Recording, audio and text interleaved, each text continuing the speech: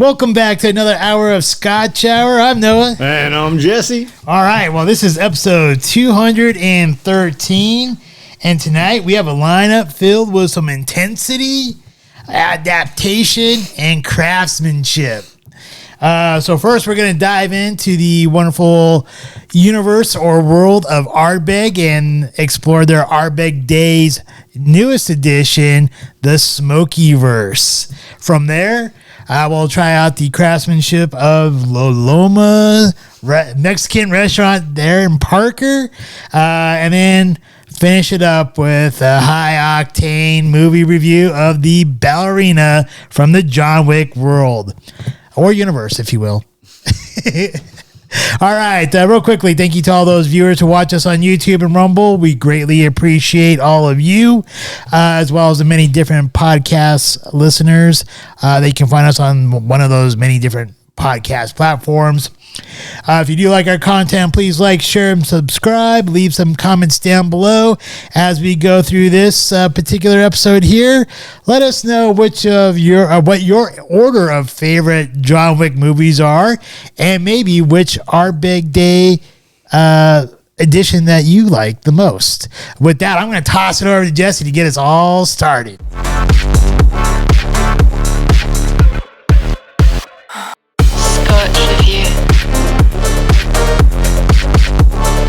All right, as Noah mentioned, this is a all-star lineup this evening. Number one, Ardbeg Smokiverse, the 2025 committee release. Quick recap if you haven't seen some of our other shows on the Ardbeg Distillery. It is an Islay single malt Scotch distillery founded in 1815.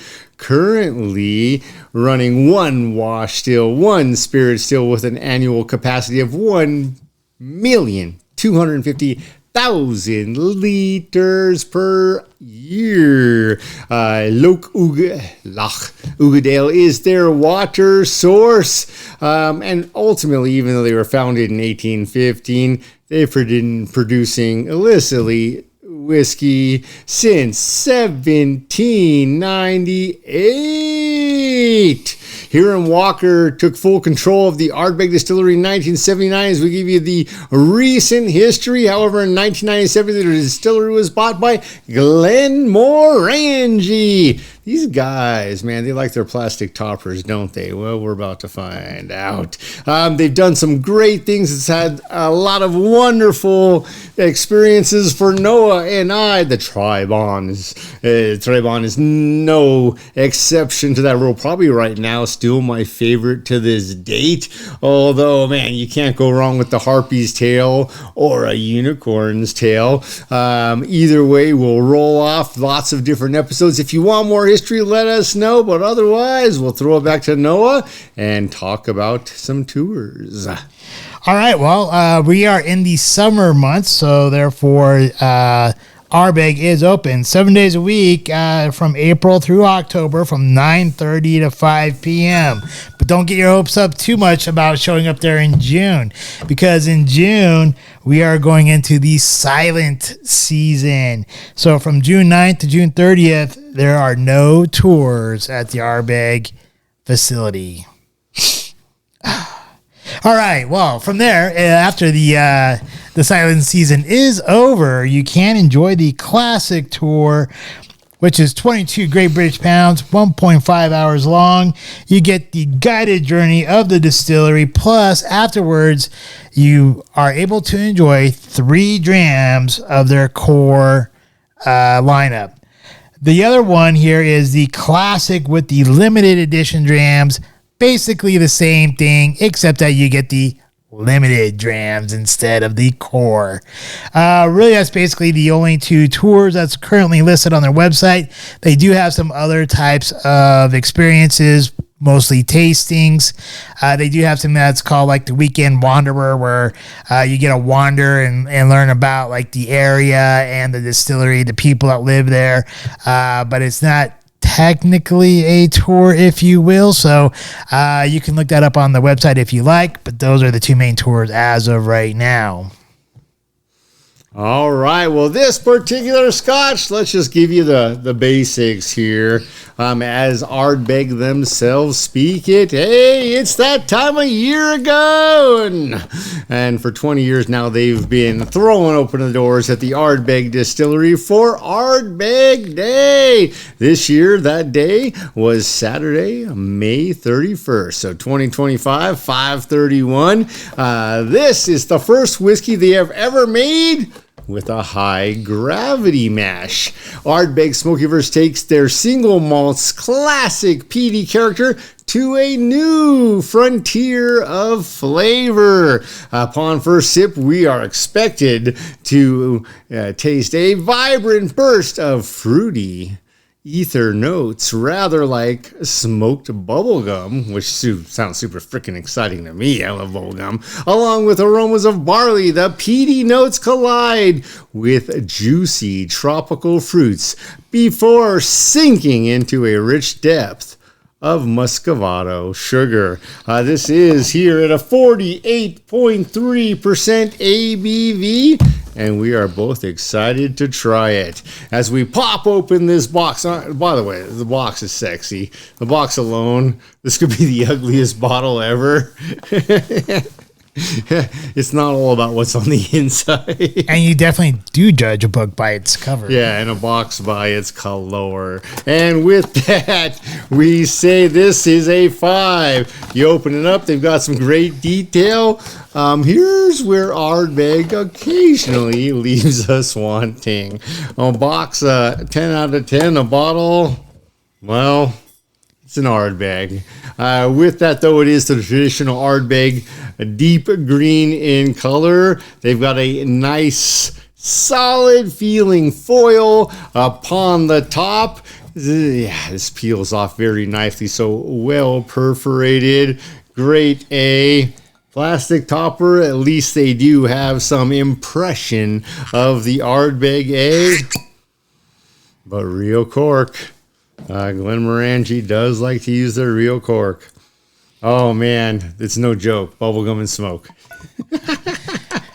Now, Glenmorangie, they're owned by Moet Chandon, right? I think Glenmorangie is kind of their own deal. Okay.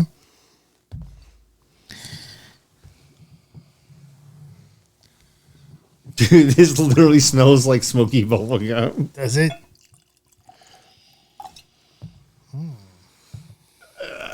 This is a sexy scotch. I was trying not to spend extra $150, $200 this month on scotch, but I may not be able to avoid this expense. Oh, damn. Every walrus loves a tight seal. All right. Well, with that, we will go ahead and do our warp seed and our tasting notes. So cheers. Cheers.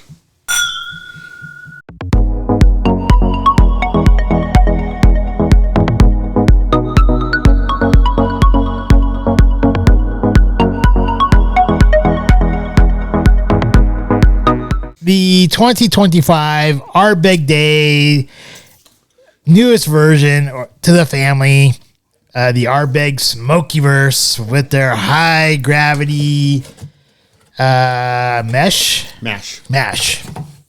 I'm digging it. I like it a lot.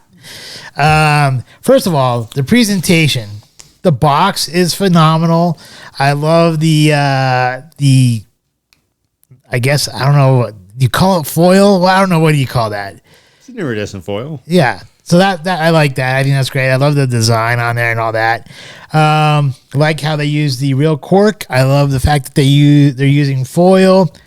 There is something to be said that they continue to use their traditional bottle style and like their label style for the most part. So I gave that a 5 out of 5. The color, it's a light gold color. It's not chill filtered. I'm giving that a 5 out of 5 as well. No real fancy way of describing what this light gold color is. I'm leaving that creativity up to you if you came up with something. I didn't. So that was a 5 out of 5 for presentation, 5 out of 5 for color. The nose here, we talked about it. So If I steal your thunder, I apologize. But I put bubble gum. I think the only thing that's missing from this presentation is that it needed an Archie cartoon, which we talked about, because of that bubblegum flavor. But yet I also got like notes of smoked pineapple, grilled peach. And I think because like when you grill a peach, I don't know if you ever been to the South and has some grilled peaches, it almost has kind of like that sugar molasses type flavor. And I was looking for the other tropical note.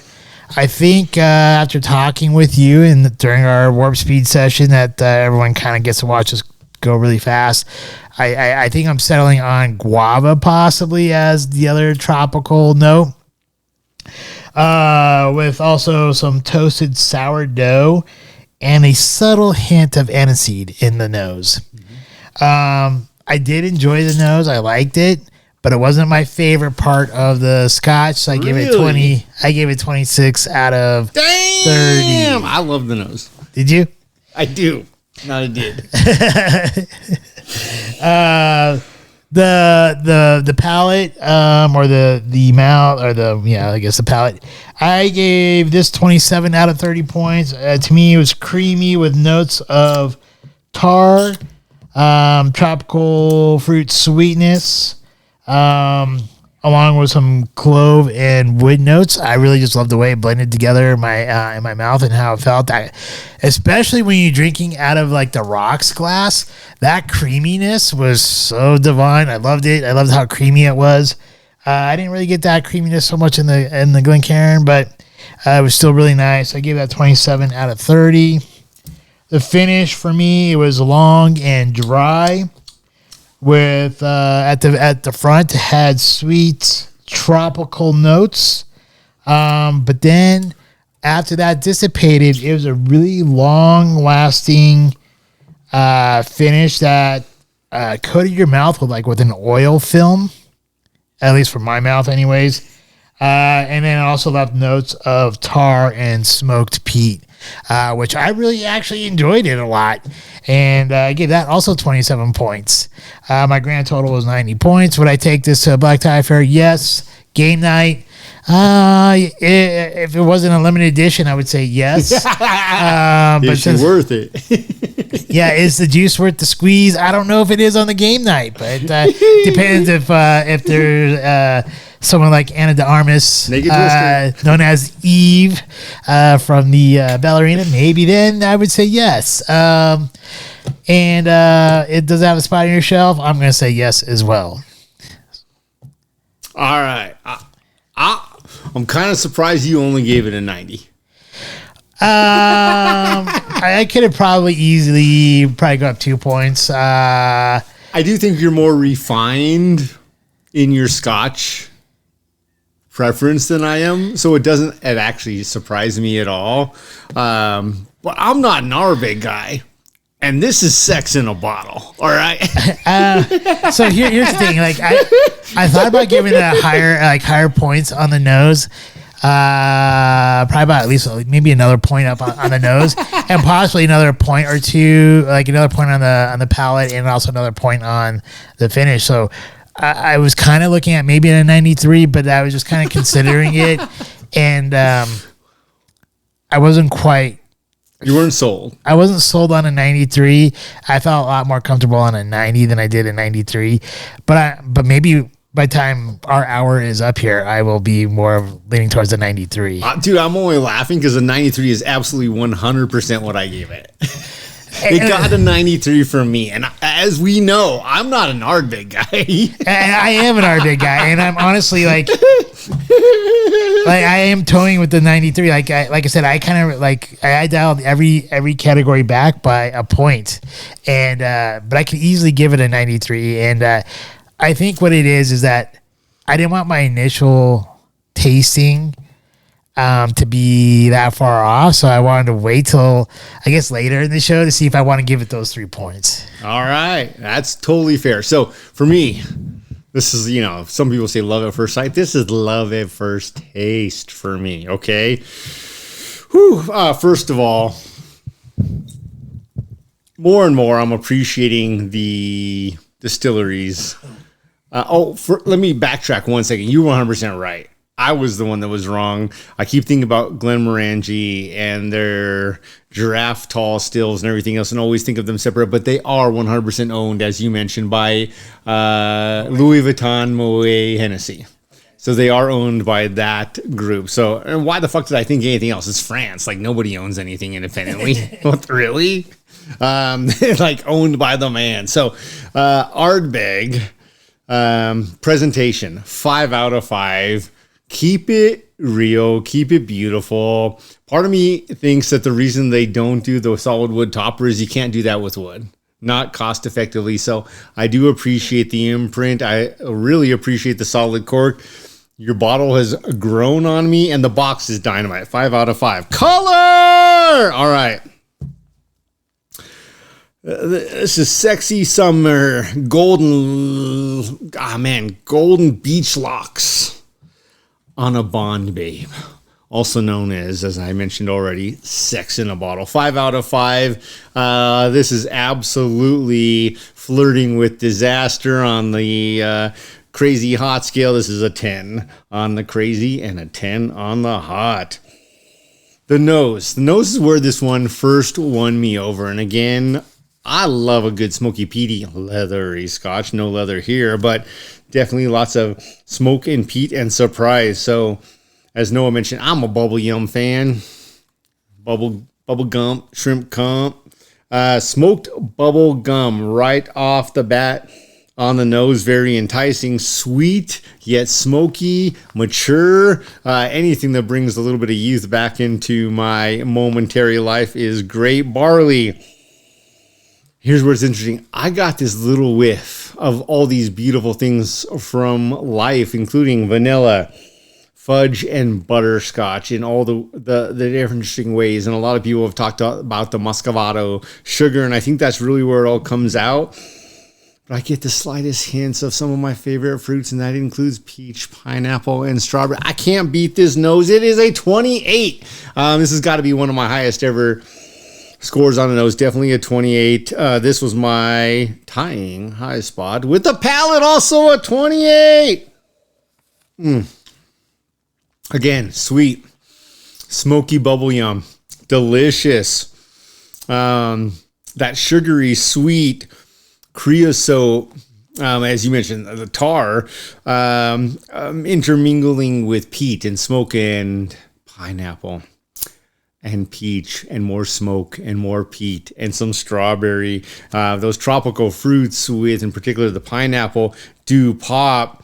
And then as it's transitioning, again, 28 on the palate to the finish of 27 for me, I get this beautiful taste, something earthy, something oaky, a little bit of charcoal, really welcoming to me. It kind of reminds me of that petrichor earthy taste with some more peat and some more smoke and that clove. And I love the fact that for me on the finish, I get this little long finish, little remembrances of strawberry and oak and peat and smoke. And it's divine to me. 93 total for me. I love this scotch. Few scotches win me over, especially some of the scores I've given, like one that is one of my favorites, Lagavulin, but this is dynamite. That earthy edge towards the end is really one of the biggest wins. Black tie, absolutely. Game night, if she's worth it. And also spot on your shelf. Yes, I am planning on, I didn't want to spend the money, but tomorrow I'll probably go out and buy a bottle just for that very purpose, to store on a shelf for that day. That is a very important day.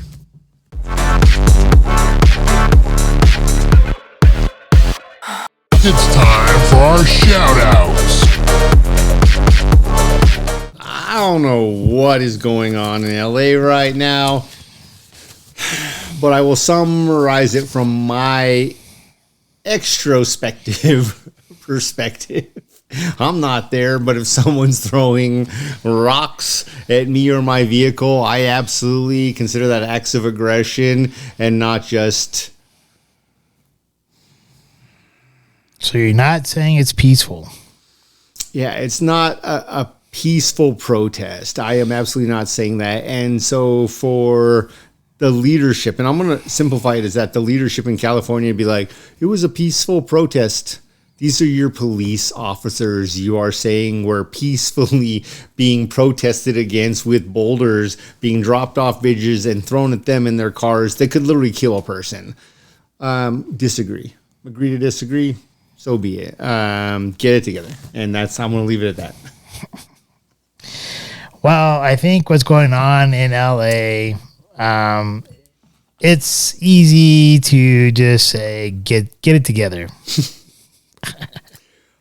First of all, I struggle. I don't know. Depending on how you view things. But just pretend for 1 second any of these officers was your kid. Oh, yeah. There's nothing peaceful or acceptable about that. Oh, it's okay, Johnny. It only killed you. That 20-pound rock. If we are a lawful society, a society based off of laws, and we want to be a society that respects others, that is definitely not the way to win people over. Yeah. It's sad. It's actually sad. It is sad. And I guess the other thing, is part of it is like, where would one fall on the line of what's happening? Because here's the thing. You have these riots going on.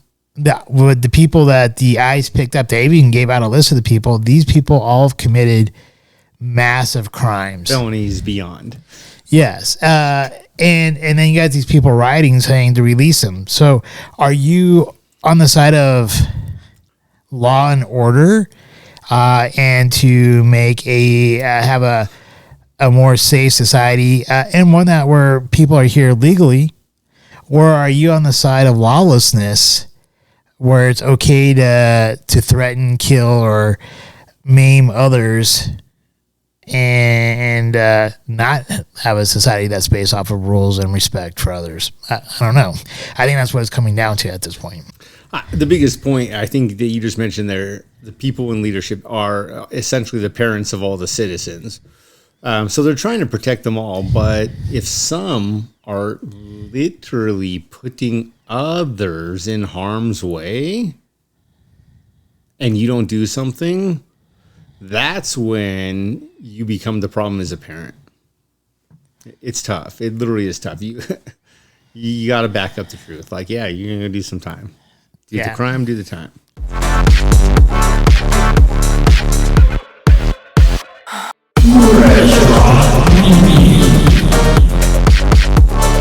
This week's restaurant review. So we had previously visited La Loma in Castle Rock. More recently than not, La Loma in Parker opened up. And we decided we were going to give this another try because our first review in Castle Rock, the view was great. The food, so not much. Yeah, very true. All right. You want to kick this off or you want me to? Oh, I could kick it off. Right. So I'll start off with the outside. I gave it just the average score. Maybe I should give it a little bit higher because it's not part of like a strip mall. But I think part of the issue here is how you get access to the parking lot, which is an issue. Plus, there's construction going on that has one way to enter in kind of blocked off, but it's not like it really matters much because that entranceway comes in from the backside of a hospital. So. Anyways, I gave that a 5 for getting into the parking lot and the entrance and all that stuff. I wasn't driving. I gave it a 7.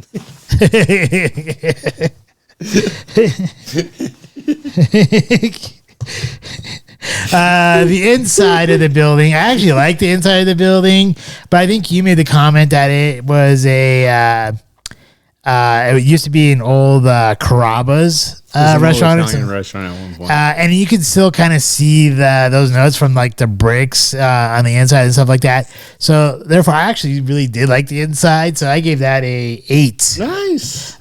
So I do like the design of the inside there. Probably because it was more of it had that old Italian kind of not like old world Italian, but just like that feel from an Italian restaurant. Yeah. So I did like that. The food this time around, I actually loved the food this time around. I thought it was great. The guacamole with the salsa and the chips were on point. Like they had the right amount of sauce. They came out nice and hot, so they were freshly made chips. The food that I got was a combination where I got the stuffed sopapilla and a burrito that was smothered. I thought it was great. I love the flavors. It tasted wonderful. Even the refried beans tasted good or tasted well. I don't eat Spanish rice, so I never tasted it. I didn't even take one bite of it. So, and usually I'm one of these weird people where I have to eat like one item at a time. And so I think if like anyone saw it, they would have noticed like I ate my burrito first and the sopapilla, I think it was, and then I ate the beans, and you just see this like strip of like Spanish rice that was never touched. Got so many things to say about ladies right now, but we're just gonna move on. The landing strip, is that what you're talking about? I don't know. One thing at a time. One thing at a time.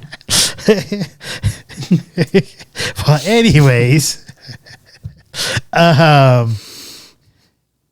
yeah. So, anyways, the food I gave that an 8. Now, here's where I have a problem: is the service. The waiter I thought was incredible. I don't know what his name. I don't remember what his name was. I gave him a 9 out of 10.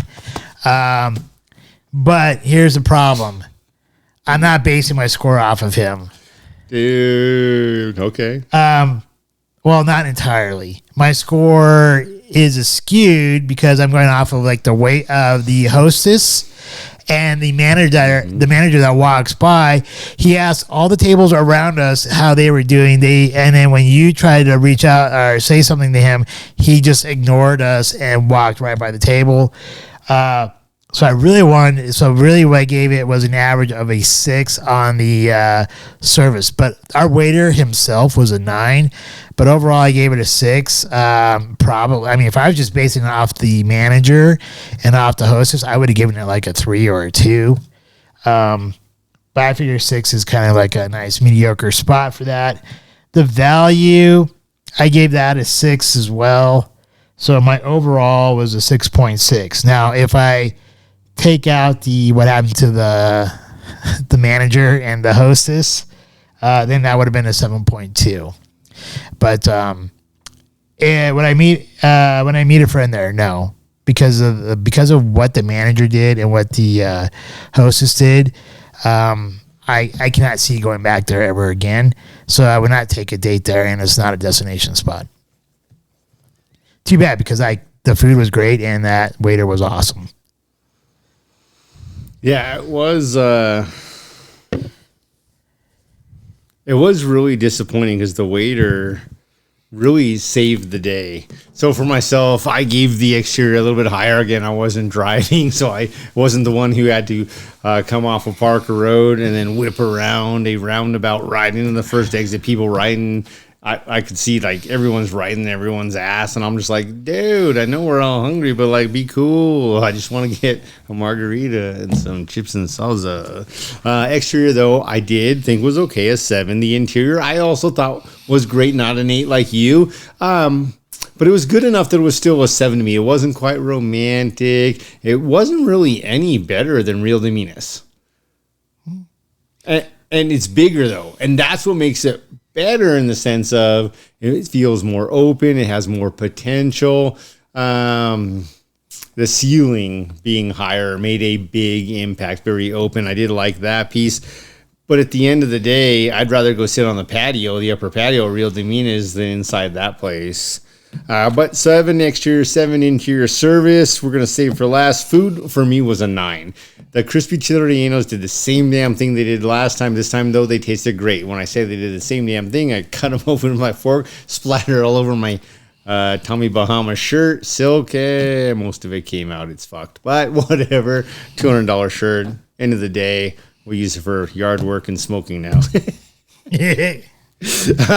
But the food was A9. No, you got us the guacamole. That was divine. The margaritas were fantabulous. The chips and salsa were so perfect. They literally became my perfect and new favorite chips and salsa. The struggle was the service before we get to value. The hostess literally negated our presence, and that was heartbreaking.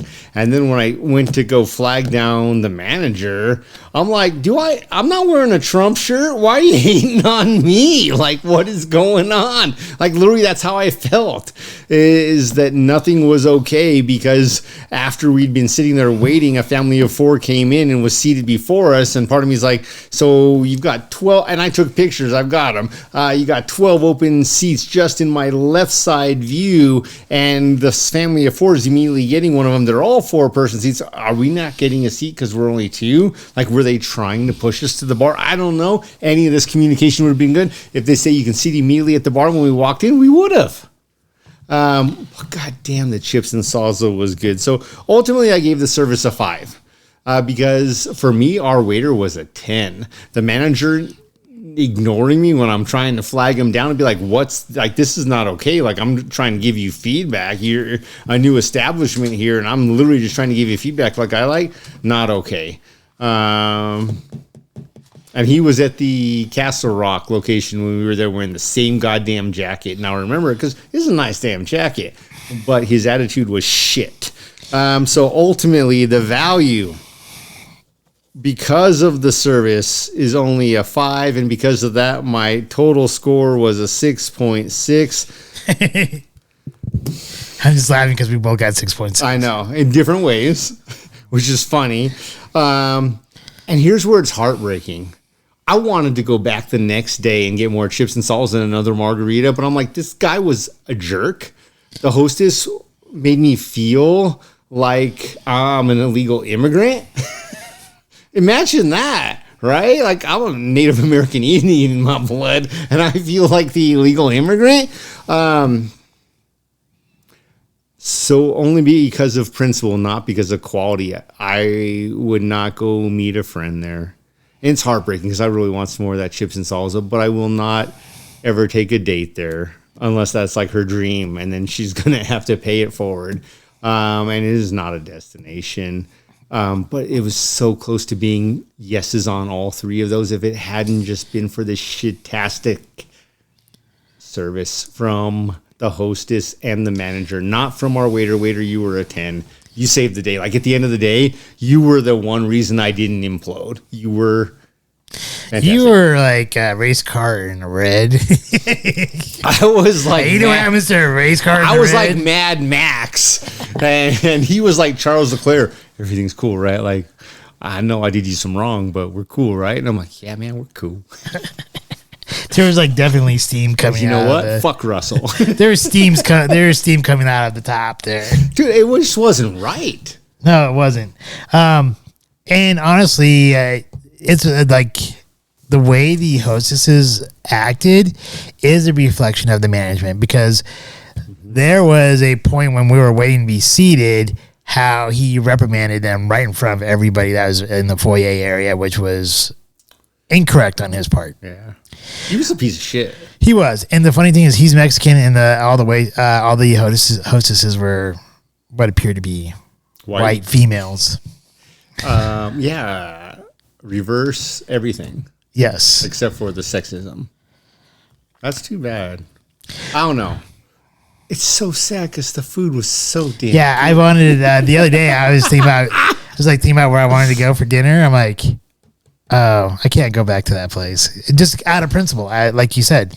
No, like literally the next day, I'm like, I want some chips and salsa, and I can't. Like, I can't be treated like dirt and go back.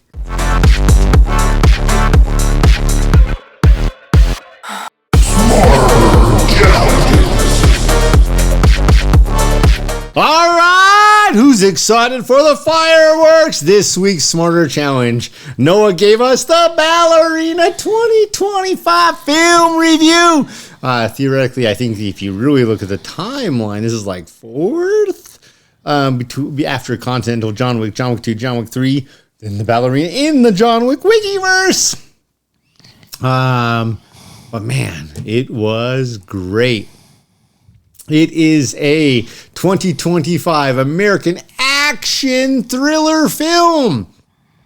Now, Len Weissman directed and wrote this. Well, it was written by Shay Hatton, but helped rewrite it, if you will, from what we've heard from some different pieces. They shot it, then they tried to realign it because they're like, oh shit, people are going to care that this lines up with the John Wick storyline. Lots of fun there. Great movie.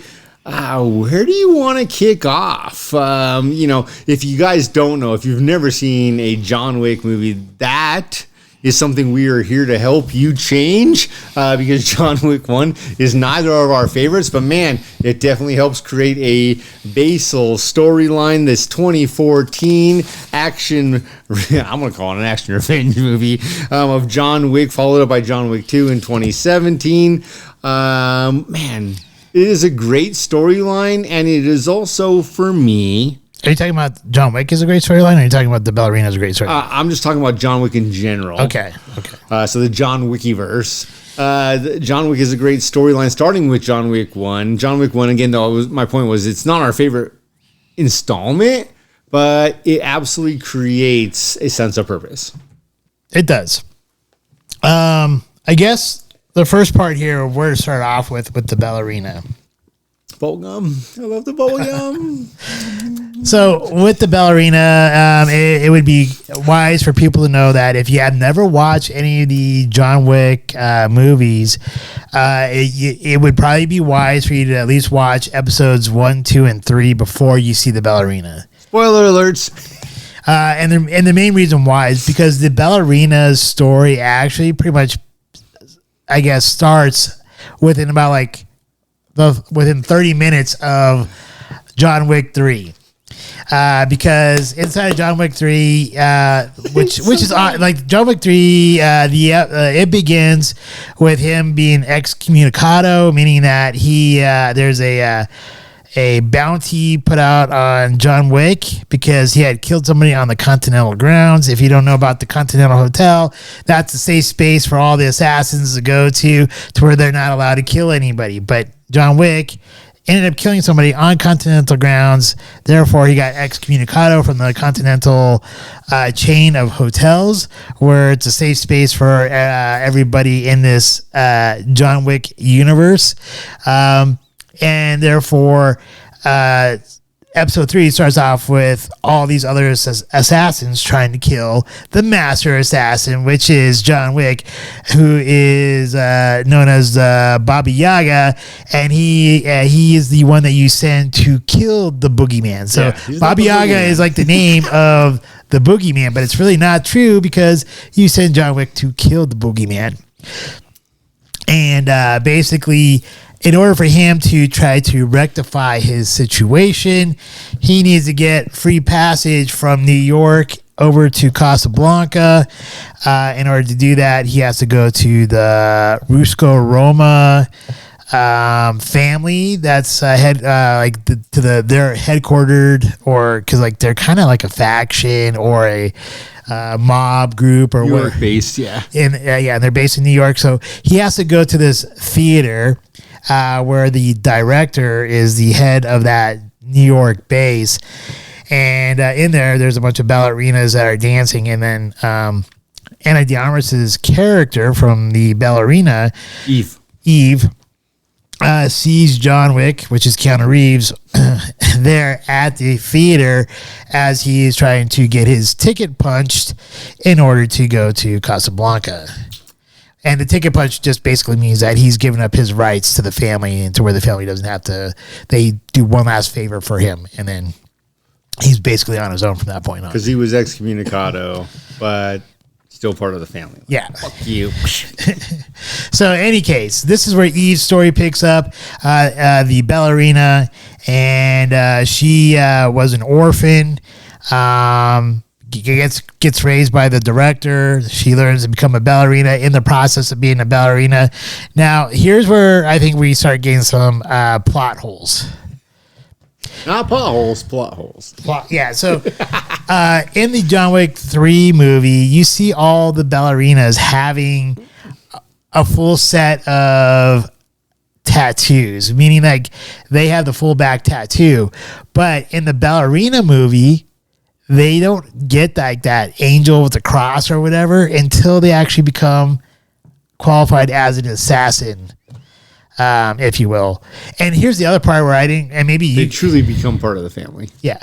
And here's the other part, maybe you can help me with, or maybe, I don't know, whatever, if you're looking at something on Wiki or whatever, but it almost sounded like there might be two different types of paths that these orphans that kind of going into in the Ruska Roma can choose.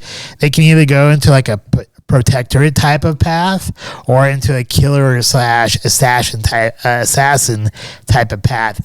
And I was wondering, because of like how the tattoos are, if you look like at the words on John Wick's back and on her dad's back, they're different from what's on her back, which is a much shorter Yes, phrase. Their phrase is "fortune favors the bold," and if you roughly translate it, hers not so much. Hers is more of actually the protector. And to your point, I think she was the protector, intentionally or not, going in and saving the future for these Belarus freaking. I don't even cult. Like they're all cults, right? But cult. Yeah, well, here's the other part though, because like her first assignment was actually to protect someone, so I think she was a protectorate. Mm-hmm. So I think she went in a different path than what John Wick went, because I think his path was to be a killer. Yeah, you're a badass. You're gonna go kill as many people as you can. And so her job is to basically protect people from people like John Wick, I would assume. Well, I'm assuming that they usually don't have people from the same family fighting each other. But in any case, because the way she became an orphan, another cult killed her father. Her own cult. Her father's own cult. Yeah. Well, no, not her father's uncle. It'd be his father's own cult. No. Yeah, no, they killed him because he was trying to get her out of but it. Her father was part of the Ruska Roma. Her mother was part of that cult. That's what I mean. He was trying to get her out of the cult. Sorry if I misspoke. Yeah. But in any case, that's you. Yeah, here you go. Dude, this is the bomb. Yeah, you're right. Like I know I've been trying to be good and stuff, but like this is really good. Sometimes it feels good to be bad. It does. Any case, I'm not even sure where I was going with this whole description here, but you were given the storyline, trying to make sure people understand before we dove into our questions. So, all right. So, anyways, her mother's family, her mom's dead. Her dad tried to get her out of this cult. I don't remember what they were called. Do you remember what they were called? Assholes. That's what I'm Hey, well, they had a branding. They had like an X branding on their wrist. But anyways, the X people. They're literally just called the cult in the movie. Okay, so the cult. So her dad's trying to get her keep Eve out of the cult, but he was only able to take Eve out. There was another daughter there who had already killed somebody, and so therefore, I think the father must have felt like that sister was maybe already too tainted from the cult. But in any case, the cult ends up killing the father. She gets, because of Winston goes and grabs her and takes her to the Ruska Roma. She grows up as an orphan and within the Ruska Roma. As she is on her first assignment, these cult people attack her.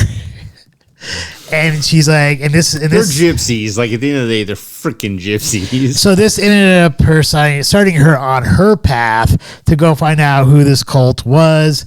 Later on, she finds like her sister's still in the cult, that she's actually related to them. She fucks up a lot of people, kills off a lot of them. Basically, starts off a 1,000-year-old. Well, I guess it was a 1,000-year-old like treaty between the cult and the Ruska Roma, and because of her actions, it almost caused them to go back into battle with each other.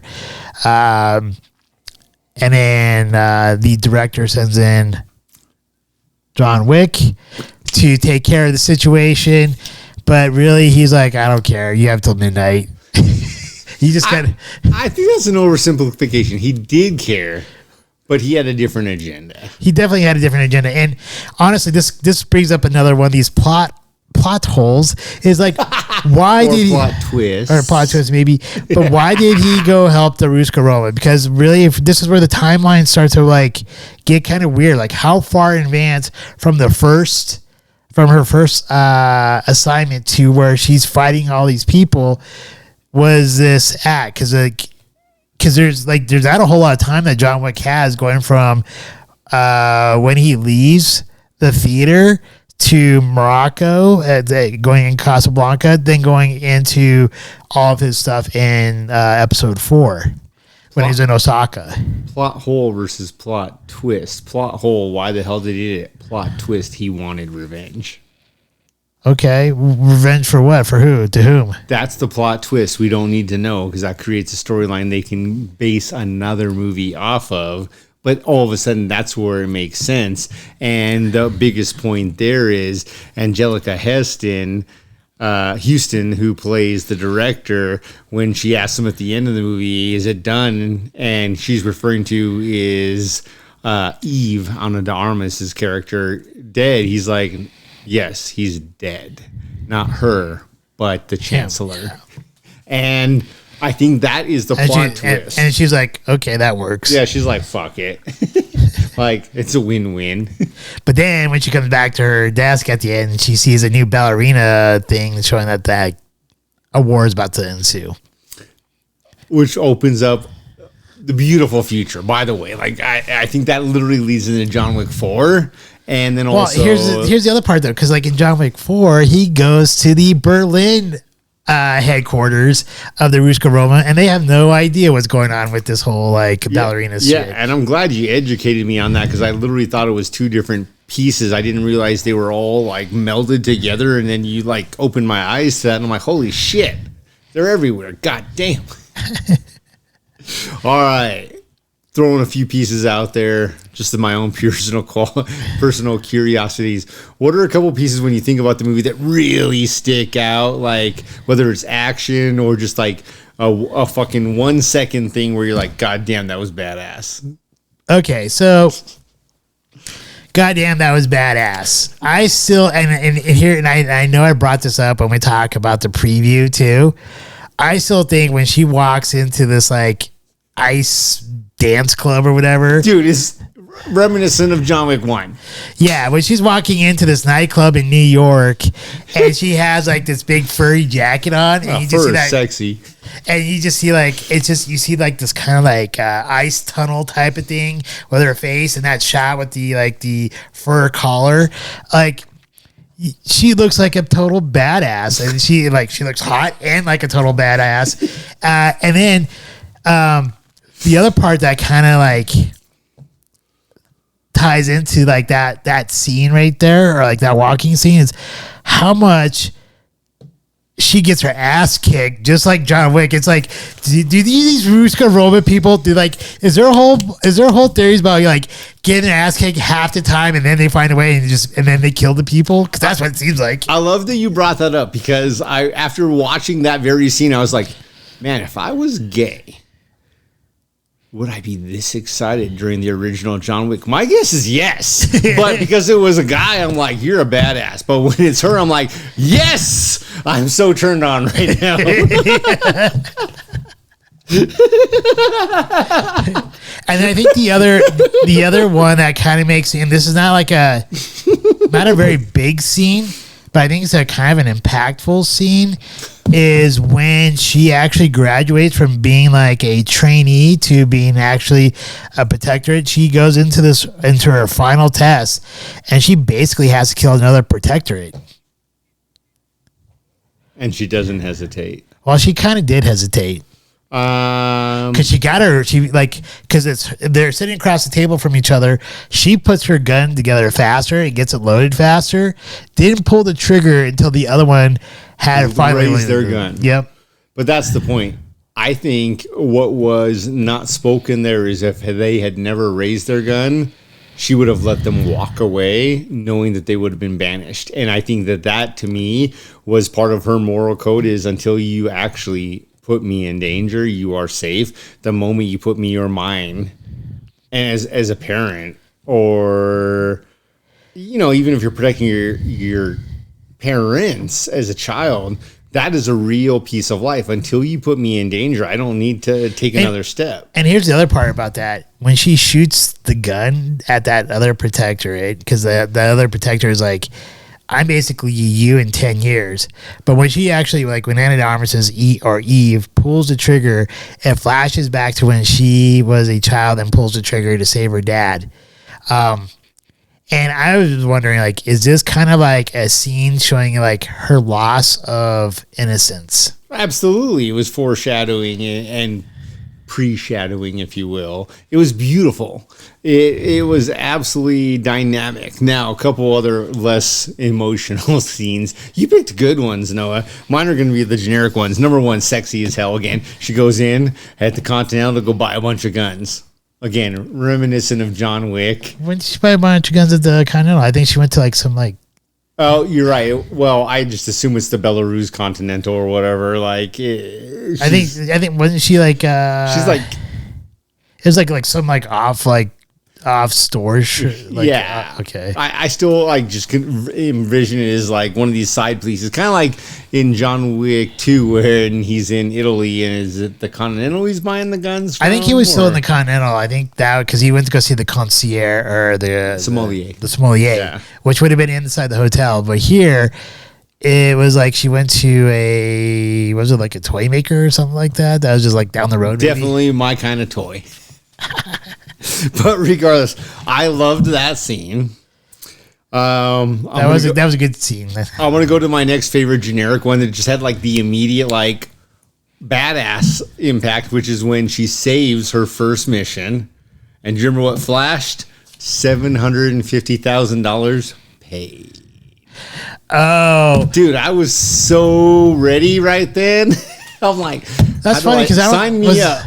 That's funny because like they said her first assignment was when she's in the in that club, but when she's kicking those guys' asses and she got paid that $750,000, that wasn't when she was in that club. Dude, I don't even care. The fact that she got $750,000 for basically a day's work, I'm like, I'm ready. Sign me up.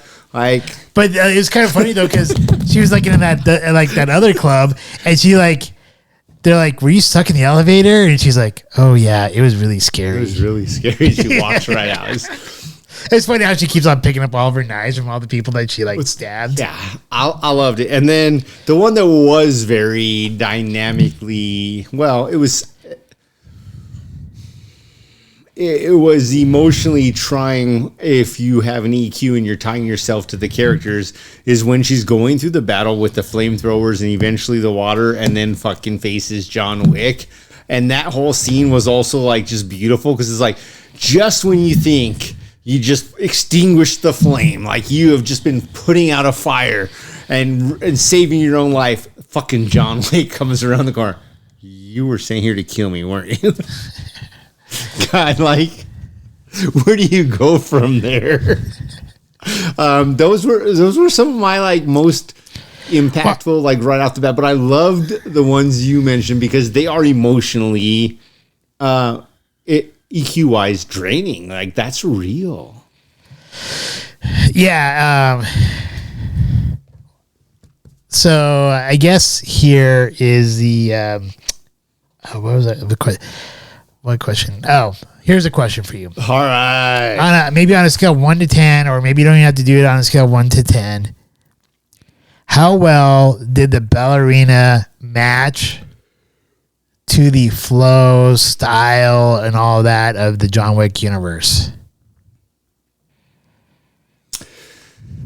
So I know there are some questionable gaps about like, okay, I'm not asking like if I was like how it fits in the timeline. Just like when you look at the cinematography and the flow and all that stuff of the John Wick movies, how does it styles of cinematography and all that match up. If I am paralleling her storyline to his storyline, it's a 10 out of 10, if not more, based on the original John Wick. Like, they literally went out of their way to have her going into a club and experiencing things similar to John Wick. They literally go out of their way to him having to face his previous, whether it's mentors or bosses or anything. It's a 10 out of 10. How about for you? Okay, yeah. So for me, I think when you look at the cinematography, I think it matches up well with the cinematography from the John Wick movies. I think the flow and the pace matches up well with episodes 3 and 4. Probably more so with 4 than it does with 3. Dude, 4 was nonstop. I kind of feel like the ballerina was nonstop. I feel like it was closer to John Wick 1, where there was like breathing room. I think, well, maybe in the first half, at least for me. So I think maybe like as far as like story wise, it was closer to John Wick 1, maybe. But I think flow wise, it felt like it was kind of nonstop for me. It was beautiful. It literally reminded me of John Wick 1, but Eve's story, not John's. Yeah, and I think it's really setting up. I think there are obviously some parallels to the John Wick story and Eve's story, because what John Wick did got him into being having a what's it called up on him, God dang it, brain work. Talking about where he made a commitment? No, where they put out a contract on him. Oh. Yeah, and then they put out a contract on Eve, too. So I think, like, they were both orphans. They both trained through the Ruska Roma. All that was kind of like, they kind of parallel each other. And then at the end of 1... If she needs to have a love interest... Are you volunteering? Because I would volunteer too. I will come and interview and do the screen test. If I need to lose 500 pounds, I don't weigh 500 pounds. I will lose 499. Please, if I need to be her love interest, just to and nothing sexual. Interestingly enough, I just think she's that damn talented. So one of the things I think why the pace, the flow, the cinematography matches well with John Wick is because there's a rumor, I'm not sure how true it is, that Stelanski, the creator of the John Wick universe, had to go in and do reshoots. Now, there's a little bit of a disagreement on the time frame and how much was actually done. Stelanski says... McShane? Yeah. So Stelanski says that he was only there for like 2-3 weeks making some minor changes. But then, was it Ian McShane? He said it was a lot longer than that and a lot more extensive than that. Which, it wouldn't surprise me if it was longer and more extensive because of how well it meshed into the John Wick world. And I think it's important because when you look at the ballerina...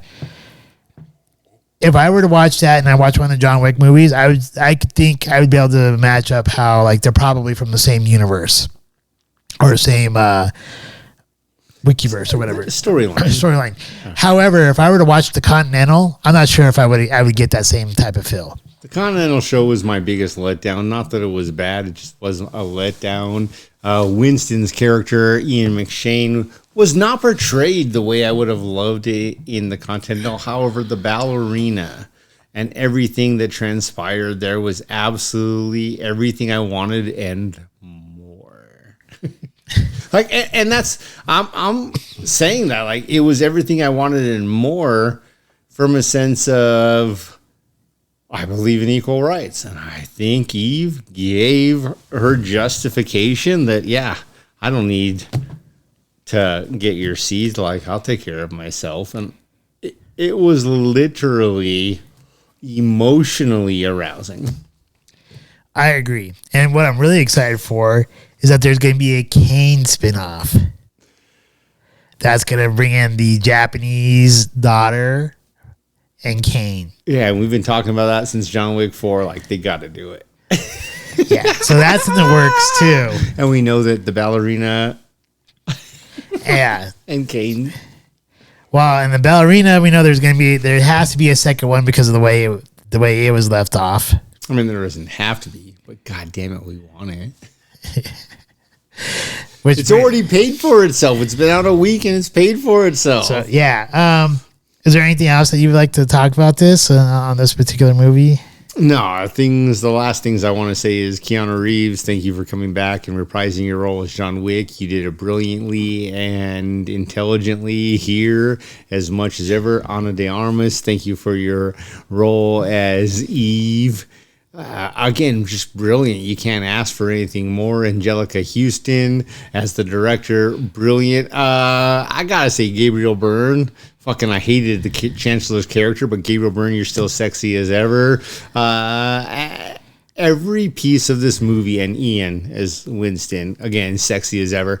Every piece of this movie was brilliantly done. It was chess, not checkers. Please do not disappoint us with your future chess moves as you continue the Wikiverse of John Wick. Not much more I can say there, except for one last thing. I have to ask you. What was your favorite line of the whole movie?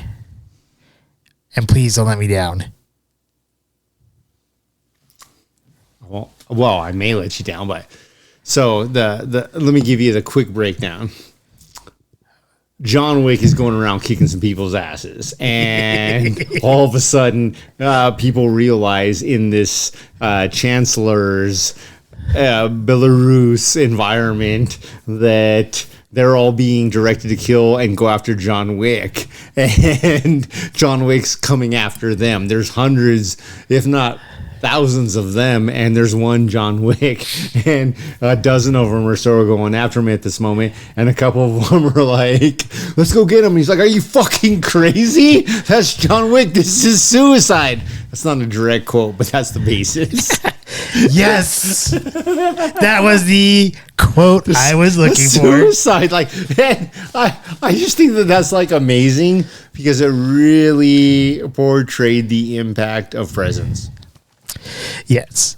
All right. And thank you so much for getting that. I figured that would be the quote. And yes. Suicide. That's John Wick. Otherwise, I would have to say the quote, and I was hoping that you would get it because I know we had talked about it and joked about it. So. Dude, it was literally the best. It was like the funniest line in the whole movie. The suicide. Dude, are you kidding me? This is suicide. Let's go. It's John Wick. It's only one guy. It's John Wick. This is suicide.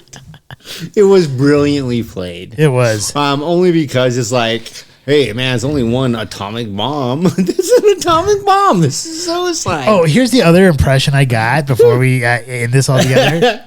Is if you see how Eve tore through the cult, and also how she like beat those guys in her first like two assignments.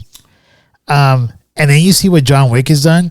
Would one venture to think that the Ruska Roma is like actually the best assassins in the world out of all the different cults or families?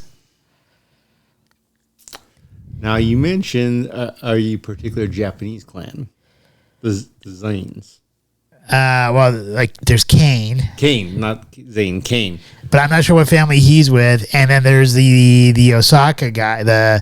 I think Kane's Chinese, right? But I got the impression that Kane was originally from the Osakas, but I could be wrong. There's 6-7 families total.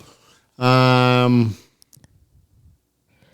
you also get the idea you have the Marquis, and like so I think they're out of France or whatever. They're just like big, strong, whatever. I feel like they're just a bunch of rulers that actually just have money and power to direct the others. I don't think they actually do. And then you kind of get the Arab people. The guy who was like the head of the high table. Yeah, at the end of the day, to answer your question, yeah, they're the badasses. They're the ones actually developing, doing things. And it really appears true to if you want peace, prepare for war. And I think Parabellum.